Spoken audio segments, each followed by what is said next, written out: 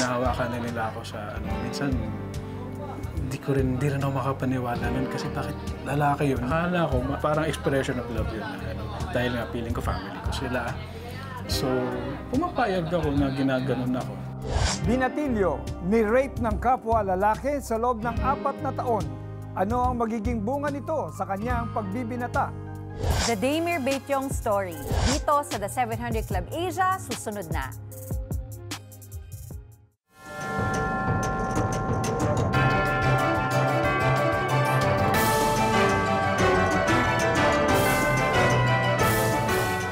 Isang mapagpalang araw sa inyong lahat, saan mang panig ng mundo kayo naroroon. Naway daman ninyo ang pagmamahal ng Diyos, anuman ang inyong pinagdaraanan. Hindi nagmamaliw ang pag-ibig ng Diyos sa atin, gaano man kalakas ang hagupit ng bagyong darating sa ating buhay. Ang sabi nga sa Bible, ang Diyos ang ating lakas at kanlungan at handang saklolo kung may kaguluhan. Tama po yan. Tanging Diyos ang makapagliligtas sa atin sa mga trahedya ng buhay at makakapagpalaya sa gapos ng kasalanan. Ikaw, Sonja, ano ba yung maikukonsider mong malaking hamon sa buhay mo kung saan sa feeling mo talaga humugot ka ng lakas at saklolo mula mismo sa Panginoon? Alam mo, Brother Alex, madami naman ako pinagdaanan sa buhay, no, na parang feeling ko ang hirap. Pero sa tingin ko talaga, walang-wala yun sa tindi ng pinagdaanan na ating magiging bisita mamaya. So, grabe yung pinagdaanan ng bisita natin eh. Alam mo, Sonja, tama ka dyan. Kung gagamitin ko nga yung malalim na Tagalog, hindi ko maarok na siyempre yung mga nasa edad niya yun, nung mangyari yun eh, bata ka, carefree ka, di ba? Suddenly, you're faced with this tragedy that turned your world upside down. Ang reality mo, bangungot eh. Correct. At ilang taon yung ganyan. Malalaman natin yan. Dahil po sa tampok nating kwento ngayong linggo, ang 13 taong gulang na si Daymir ay ni-rape ng 7 kapwa lalaki. Not just one time, ngunit pa ulit-ulit na nangyari sa buhay ngayon sa loob po ng 4 na taon. Ano ang naging bunga nito sa kanyang pagtanda? Alamin natin yan sa kanyang kwento. Nung gabi na yun, parang nag-uusap-usap sila nung ginawa nila sa ibang lalaki. Parang sexually, parang papastos nung topic nila nung time na yun. Hindi ako makarelate. Parang hinahanda na nila yun sa matinding plano nila na nagtaka ako yung huling shot ko. Hilong-hilo talaga ako, parang may nilagay sila. Tapos, bumagsak na po ako nun. Teenager si Daymir nang maging biktima siya ng rape sa kamay ng 7 lalaki. Wala siyang kamalay-malay na kinunan pa iyon ng video upang gamiting panakot laban sa kanya. Nung pinakita yung ano na yun, parang nawalan na ako ng hope na sa takot ko baka ikalat sa tatay ko. Ayun yung kinakatakot ko lang pag yung tatay ko nakakita. Si Daymir ay anak sa ibang babae ng kanyang ama. Ano ba, Daymir? Halika nga dito. Bata pa lamang, nakatikim na siya ng masasakit na salita mula sa ina. Ano bang dapat kong gawin sa'yo? Bakit ba kasi pinanganak kita sa mundong to? Walang trabaho noon ang ina ni Daymir. Dahil bigong masuportahan ang anak, napilitan ang ina ni Daymir na dalhin siya sa poder ng kanyang ama. Kunin mo na tong anak mo. Hi, Daymir. Ito ang daming toys, oh. Sa kabila ng pagiging anak sa labas, minahal ng ama si Daymir at ibinigay ang kanyang mga hilig. Masaya po ako kasi unang dating ko dun, gandang-ganda ako sa bahay. Madalas magsalita kasi yung tatay ko na ipapamana niya sa akin yun. So medyo naging mayabang ako. Daymir?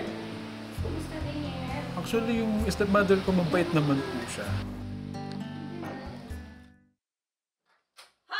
Di nagtagal, nagresulta iyon sa madalas na pagtatalo ni Daymir at kanyang stepmother. Kinuha mo yung pera ko dito sa wallet ko? Bakit ako? Bakit hindi mo tanungin sa mga anak mo? Sira ulo! Demonyo! Naging salbahe lang talaga ako kaya ganun na lang po yung pag-ano. Actually, ang ginagawa lang niya po pang kokorek eh. Pero medyo nabibigla na po kasi ako kapag sinasabihan na ako ng correction nila na gano'n. Upang maiwasan ang pambubulyaw sa kanya, ibinaling ni Daymir ang atensyon sa computer games. Nauwi ito sa adiksyon, kaya hindi na rin siya pumapasok sa eskwelahan. Tatay ko laging wala, tapos sila rin po parang maraming ginagawa. Medyo masama na rin kasi loob ko, kaya parang naging pantapal ko sa pain ko yung naging addiction ko yung games. Para tustusan ang bisyo, pumayag si Damir na makipagkaibigan sa grupo ng mga lalaking namimigay ng pera kapalit ng pagtagay ng alak.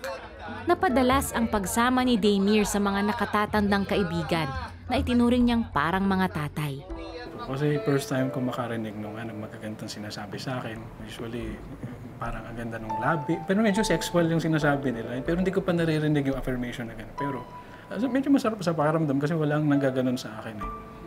Pero ang hindi niya alam, mas higit pa pala sa pag-inom ng alak ang magiging kabayaran nito. Hinahawakan nila ako sa minsan hindi rin ako makapaniwala nun kasi bakit lalaki yun? Hindi naman ako ginaganon ng tatay ko eh. Hinahalikan ako dito sa pisngi, hinahalikan ako sa tenga. Akala ko parang expression of love yun dahil nga feeling ko family ko sila. So, pumapayag ako na ginaganon ako. Isang gabi, habang lango sa alak, pinagtulungan ng grupo na i-rape si Damir.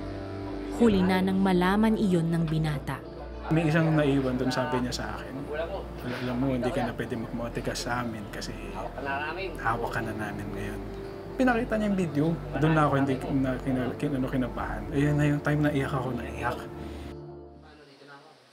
Simula noon, naging sunod-sunuran si Damir sa gusto ng mga lalaki. Itinago iyon ni Damir sa pamilya. Ang dami nilang kapabuyan na minsan tinatali pa ako. Nung time na nga na yun, parang pumayag na lang ako kasi ayokong kakalat yung video. Tapos, mas lumalaki yung perang binibigay nila.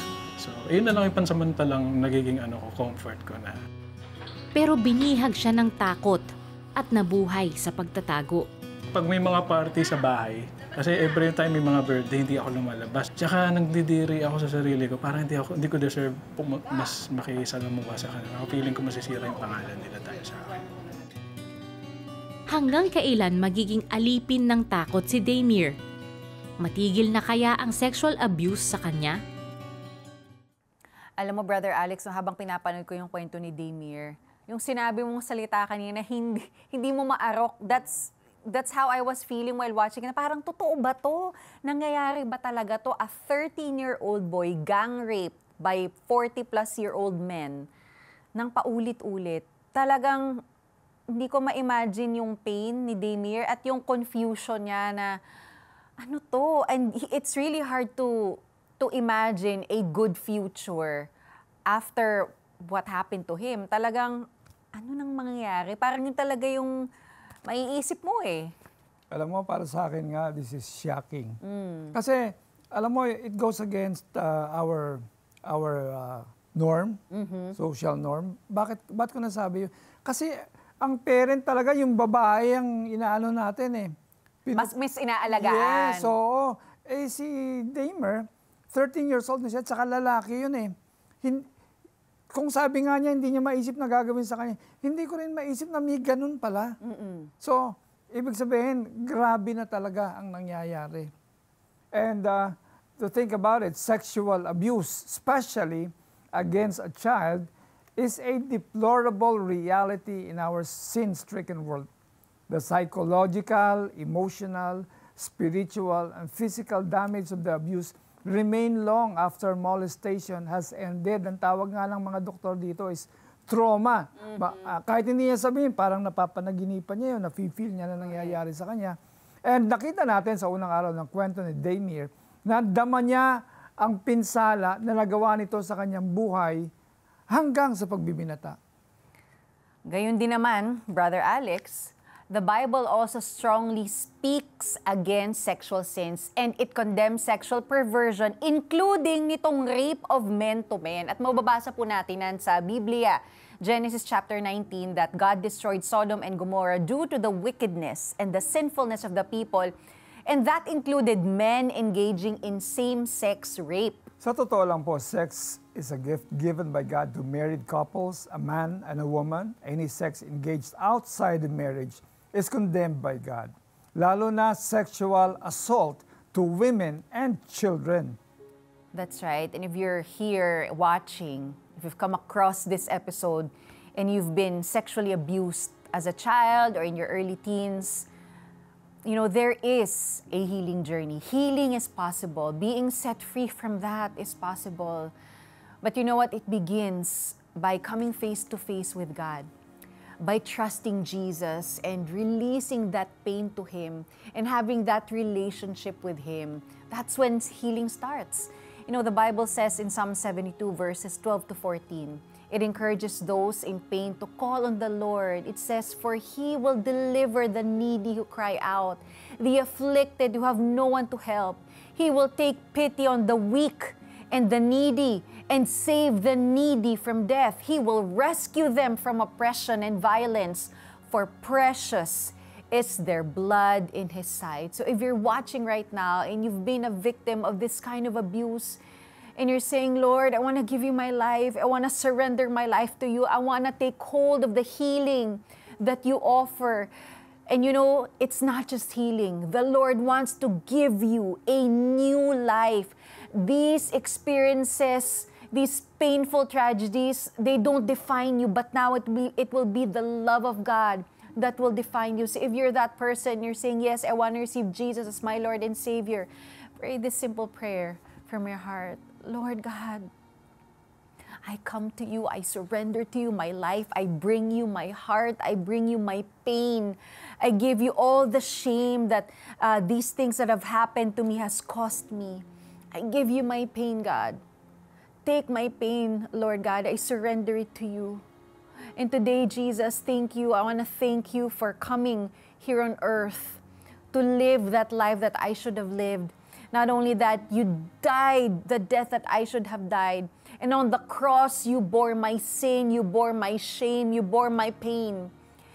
And Lord, on the third day, you rose again so that I could have new life in you. And today, I'm declaring I'm receiving you as my Lord and Savior. And I accept that new life that I have from you. I accept you as my Lord and Savior. Holy Spirit, help me. Help me to live that new life that I now have in Christ. Guide me. Help me. In your name I pray. Amen. And also, I want to pray for those who are similarly situated na nakaranas din ng mga ganitong pait sa buhay, sa mga trahedya. At Lord, alam ko, Panginoon, nung namatay ka sa krus ng Kalbaryo, dinalas mo lahat ng pait, Lord God, lahat ng sakit.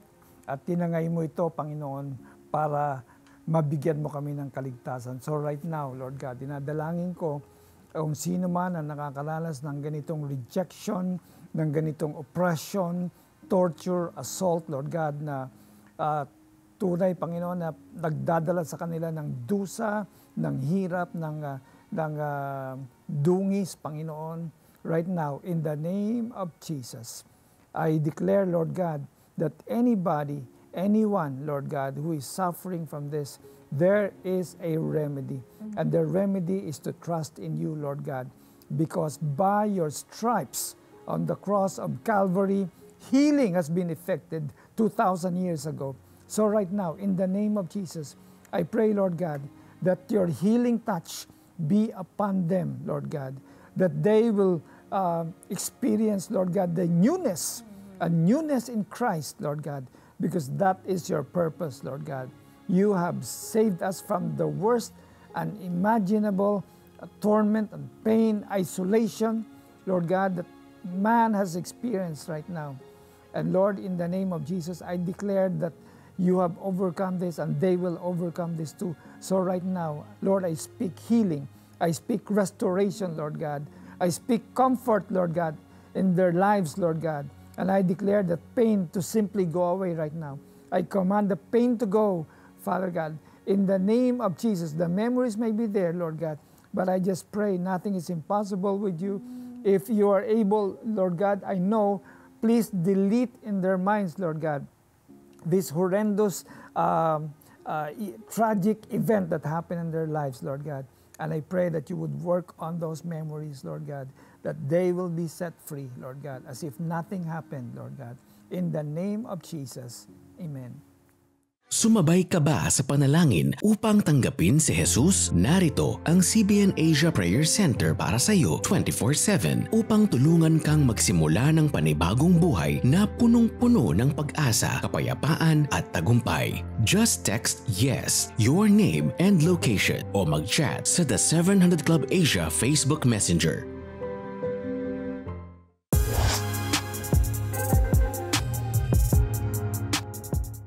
Dumaraan ka ba sa mga hamon? Ngayong nalalapit na mahal na araw, ating pagbulayan ang mga hamong napagtagumpayan ni Jesus para sa atin. Mababasa ito sa Reflection and Awe, Lent's Purpose Devotional Series. Donate 500 pesos to CBN Asia at matatanggap mo ang exclusive gift na ito. Hindi lang yan, makapagbibigay pag-asa at tulong ka pa sa marami nating kababayan. Kaya donate na and become a CBN Asia partner now. We are back on the 700 Club Asia. Kasama natin dito sa studio si Daymir. Welcome to the show. Ay, maraming salamat po. Thank you, Maraming Daymir. salamat po. So Daymir, ilang taong ka nang malaman mong anak ka sa labas ng iyong ama at siyempre, anong naging damdamin mo noon? Actually, maaga naman po nila sinabi sa akin yung totoo. Na, ano pa lang sinasabi na sa akin ng nanay ko. And pati yung tatay ko rin sinasabi na hindi mo talaga sila kapatid. Aware na po ako kahit ng bata pa ako.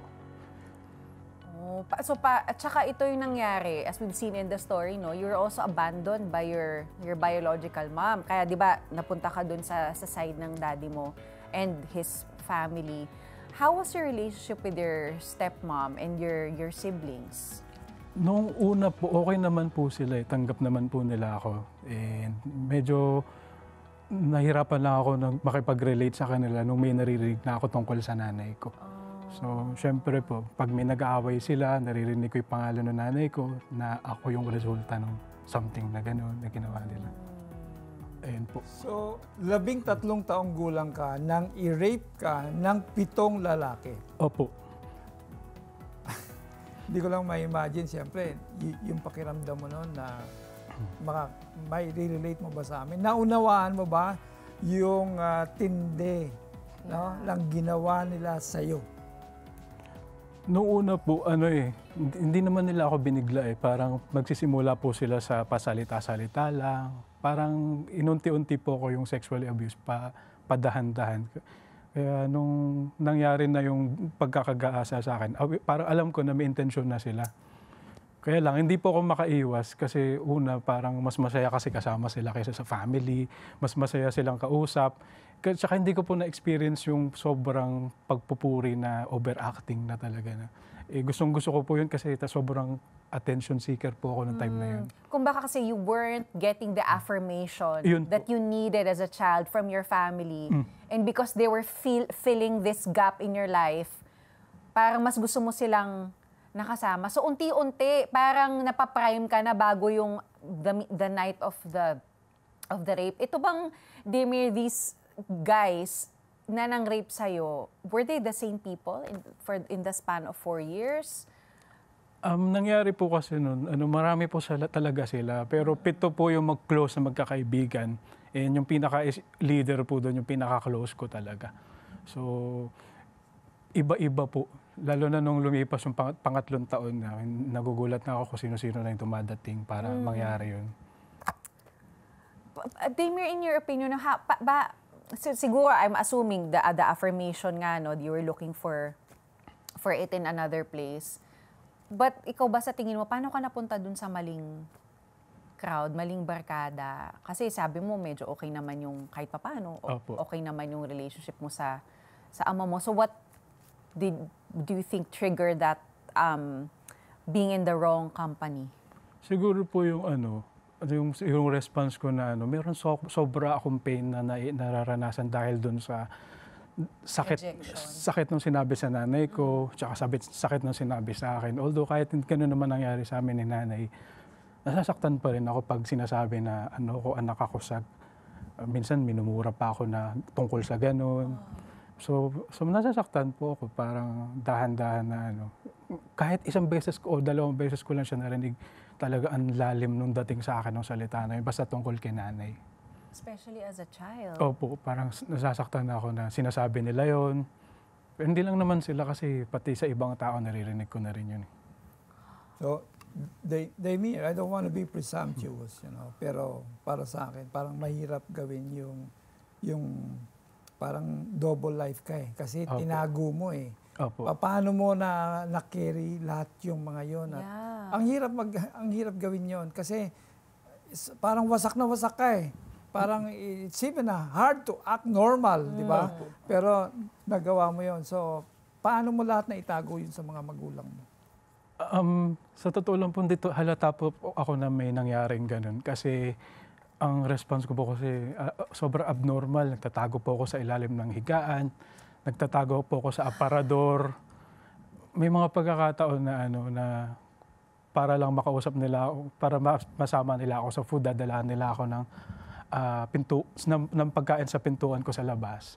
So, ganun po ka-abnormal yung lifestyle ko nung time na yun na akala ko nga po baliw ako Hindi nila naisip na what's going on? Did they ever ask what's going on? What bothered you? Yung tatay ko, may mga pagkakataon bago kami matulog, sabi niya, anak, ano nangyayari sa'yo? Baka naman pwede may kwento sa akin. Umiyak lang ako nung tumatalikod.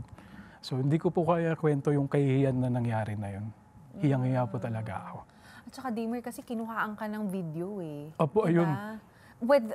Ginamit ba nila yung para, do you think they did it on purpose so that they could keep doing that to you para ma-blackmail ka? Parang ganun? Opo, ayun po yung sinasabi nila sa akin Actually, tatawag sila sa phone, ang lahat ng mga curses na gusto nila sabihin, sinasabi nila.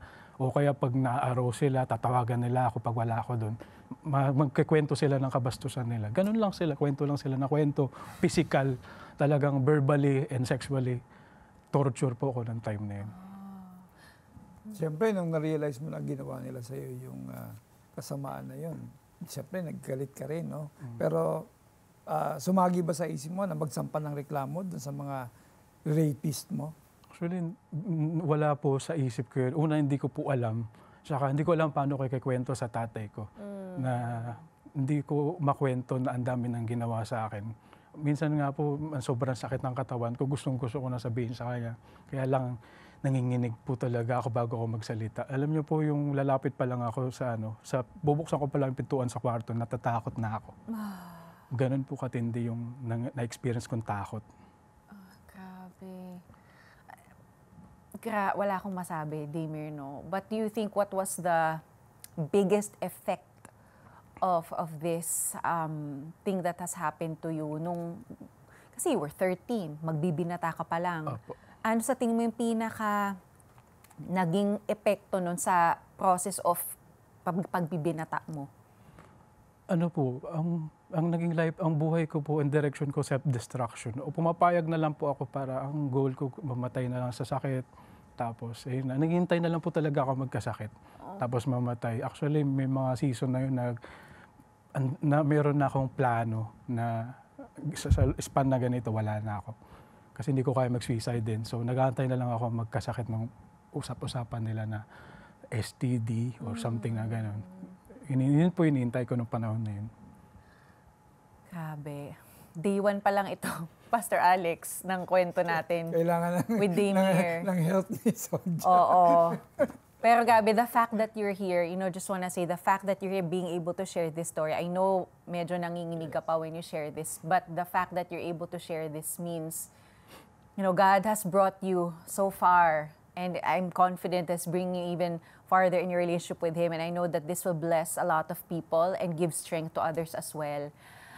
Bukas po sa pagpapatuloy ng kwento ni Damer, malalaman natin ang matinding epekto ng kanyang masakit na karanasan at kung paano nga ba nagwakas itong sexual na pag-aabuso sa kanya. Abangan nyo yan.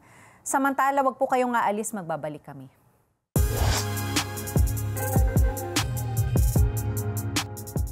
Alam niyo yung galit at puot, parang kumuno yan eh.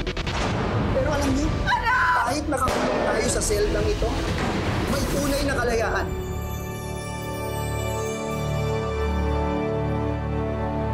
Ang iyong kabutihang loob ngayon ay maaaring magbago ng mga buhay bukas. Maghatid ng pag-asa, pagpapagaling at pagbabago sa pamamagitan ng CBN Asia. Bilang pasasalamat sa iyong donasyong 1,000 pesos, makakatanggap ka ng online access sa dokumentaryong The Genius of Israel. The country needs you. It's time to serve, and that's really what it's about. Plus, ang downloadable devotional na Reflection and Awe. Become a CBN Asia partner today. Magdodonate tayo sa CBN Asia. Oo, bait naman. Sige, sige. Type mo cbnasia.com/give. cbnasia.com/give. Yan. Oh. Okay pa. Oh, kaya mo na yan. Madali na yan. Ano? Ikaw na. Tulungan niyo po. Ang dami pong itatype eh. Tapos 4 lang yung daliri ko. Tapos ang dami pang details. Iba na eh. Ay, iba na. Iba na po. Icons na oh. Opo, opo. Nagbago na yan ang ito oh. Kaya ko na po to. Oh, sige. Excuse kero to. Ako na po dito. Relax na po yan. Yan. Pagkatapos ko, kaya Rodel, ikaw naman po mag-donate ha. Ikaw nga po, 5 daliri mo, di ka nag-donate eh. Anong hindi? Kaka-donate ko lang oh, sa cellphone. Sobrang dali na pala. Ano pa hinihintay natin? Donate na!